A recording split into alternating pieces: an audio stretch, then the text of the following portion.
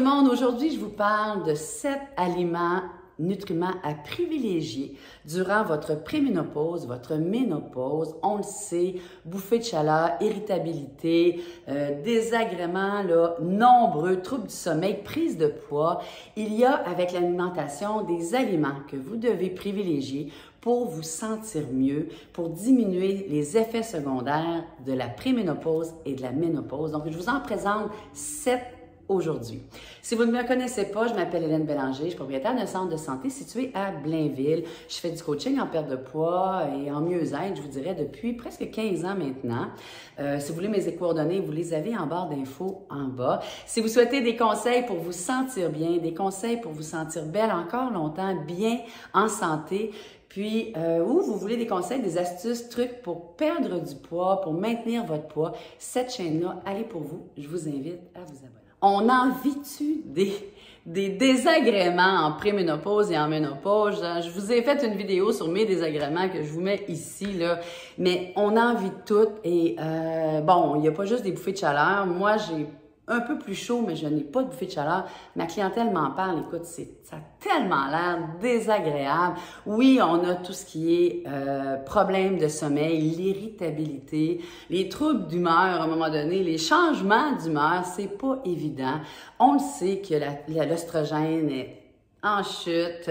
On le sait qu'il y a une prise de poids d'autour de 3 à 5 livres, principalement au niveau de la région abdominale. On sait que le métabolisme de base, hein, ça c'est vraiment important à cause, notamment là, mais vraiment à cause de la fonte de la masse musculaire. Ça aussi, là, la prise de poids, je vous ai fait 2 vidéos qui touchent vraiment là, quoi faire pour éviter la prise de poids à la préménopause et à la ménopause. Mais on parle d'un métabolisme qui diminue de 200 calories par jour. C'est beaucoup. Donc, qu'est-ce qu'on peut faire? Oui, l'alimentation peut diminuer ces symptômes-là. C'est pour ça aujourd'hui que je vous parle de mes 7 aliments nutriments qui vont aider à améliorer là, votre qualité de vie.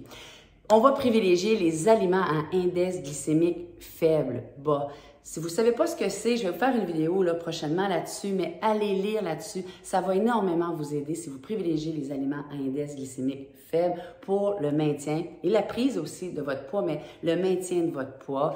Exit les aliments trop gras, trop sucrés, trop salés, c'est trop important. Puis l'exercice, ben ça, je pense que vous le savez, ça fait aussi partie là, des choses à faire pour diminuer les symptômes. Donc, on commence avec le premier groupe, aliments riches en fibres.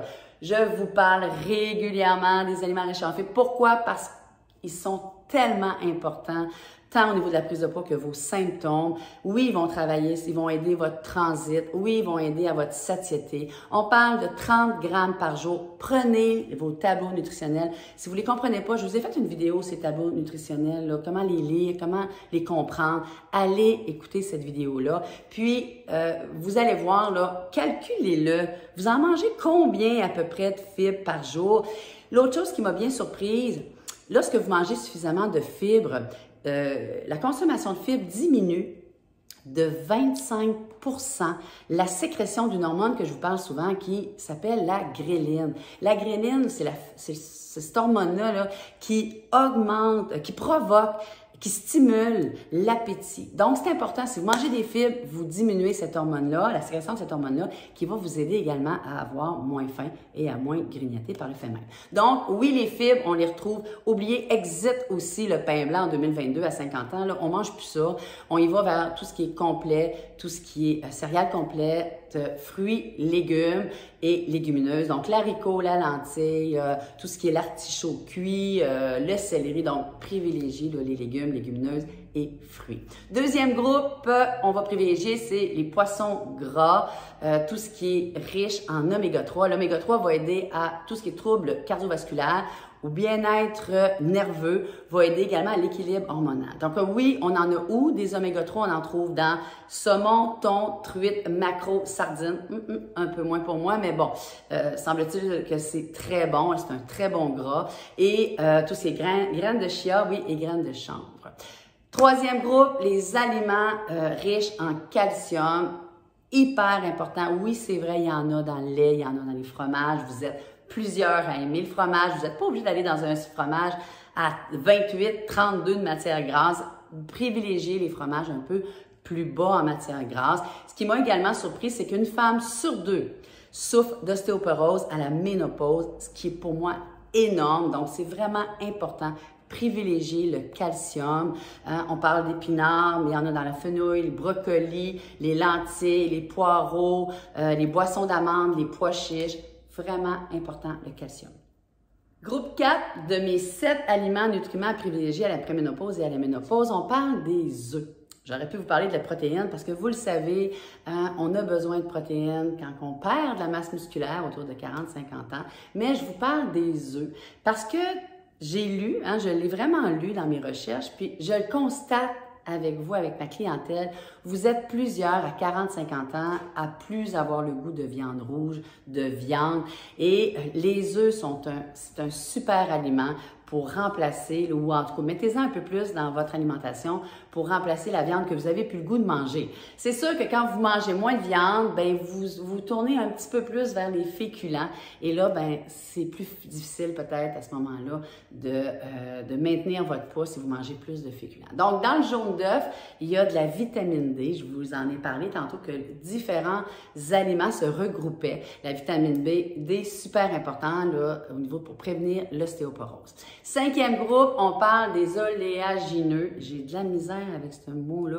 Oléagineux, fruits secs et graines. C'est certain que si vous prenez une poignée de noix versus un sac de chips, vous êtes pas mal mieux de manger la poignée de noix. Oui, c'est vrai que c'est riche, les noix, mais c'est un super bon gras et c'est très rassasiant. Donc, je vous invite, ça aide à plusieurs choses. Ça aide au système nerveux, ça aide à la régulation au niveau de l'humeur. Il y a du magnésium. Donc, je vous invite là, à prendre en compte et à manger un petit peu plus là, de ce groupe-là. 6e groupe, et non le moindre, le soya. Le soya, ça baisse, ça diminue. Effectivement, les bouffées de chaleur, c'est maintenant reconnu.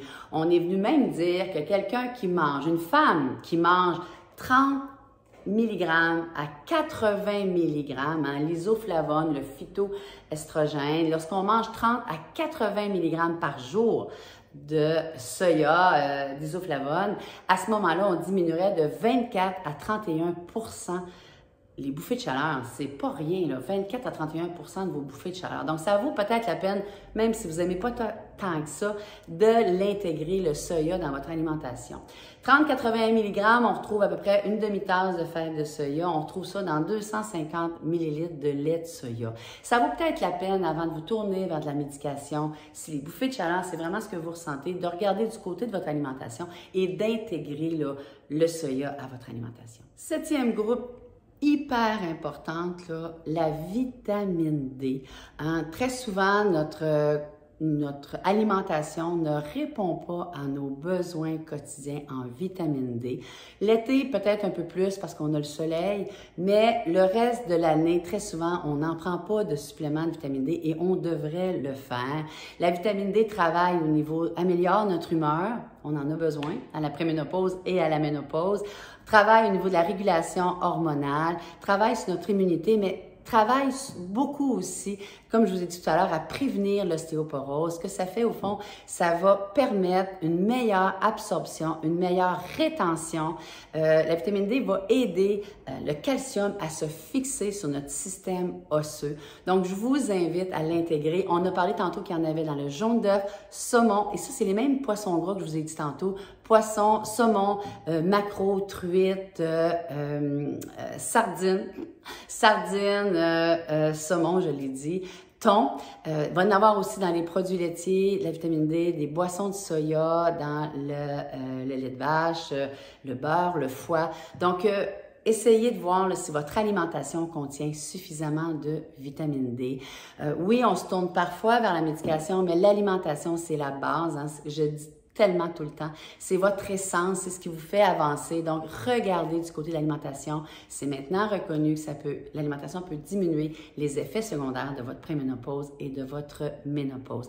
J'espère que ces 7 aliments-là, nutriments là, à privilégier, ça va vous aider. Refaites vraiment une étude, là, analysez votre alimentation. Même si vous avez une bonne alimentation, ça ne veut pas dire que vous mangez en quantité suffisante des 7 aliments que je vous ai présenter. Donc, je vous souhaite une super belle journée. Si vous voulez mes coordonnées, ils sont en barre d'infos. Si vous avez apprécié, ben, je vous demande de me liker, mais je vous demande également si vous avez le goût de me faire des commentaires. Qu'est-ce que vous mangez ou qu'est-ce que vous avez modifié dans votre alimentation puis que vous vous rendez compte que ça l'a vraiment aidé, hein, que vous vous sentez mieux. J'aime ça vous lire puis j'aime ça commenter, donc avec vous. Donc, je vous souhaite une super belle journée. Continuez à prendre soin de vous. C'est vraiment important si on veut rester en santé, bien, dans notre tête, dans notre corps, encore longtemps. Bye bye, bonne journée.